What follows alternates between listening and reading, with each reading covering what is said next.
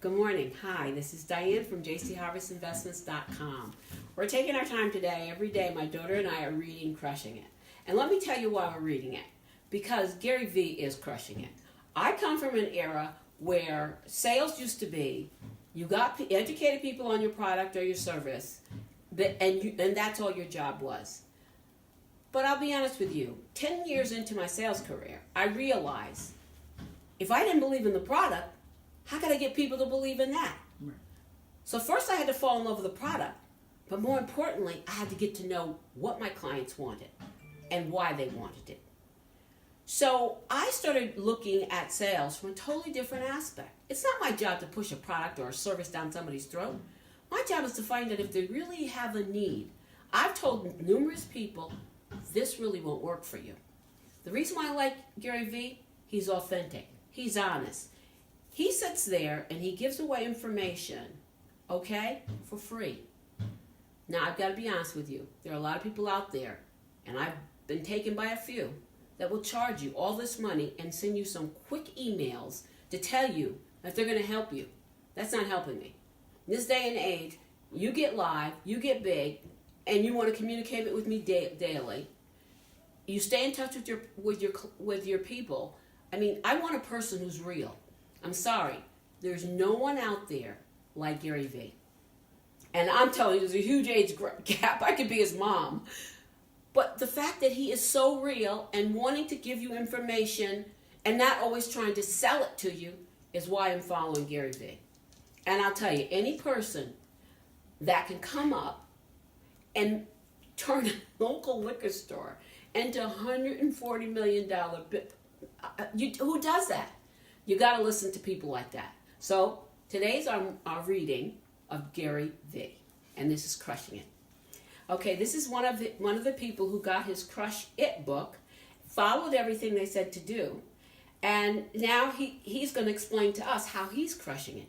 Now his name is Alex, and he has in parentheses Nemo, and the last name I'm not quite sure of, but it says Hanse. I think that's Hans. Mm-hmm. Comma, Follies Limited Clothing Company, and his IG is @Follies. So here we go. The day after Alex Nemo Hans turned 30, he was in New Orleans to try and meet a few women.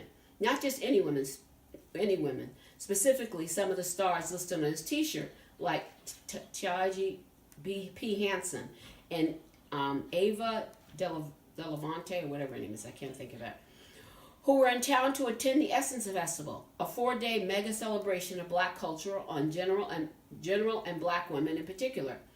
It's a t-shirt that put his clothing brand Follies Limited Clothing Company on the map. But what's really interesting about his presence at the gathering is how he got there. His fans and customers gave him birthday money to pay for it.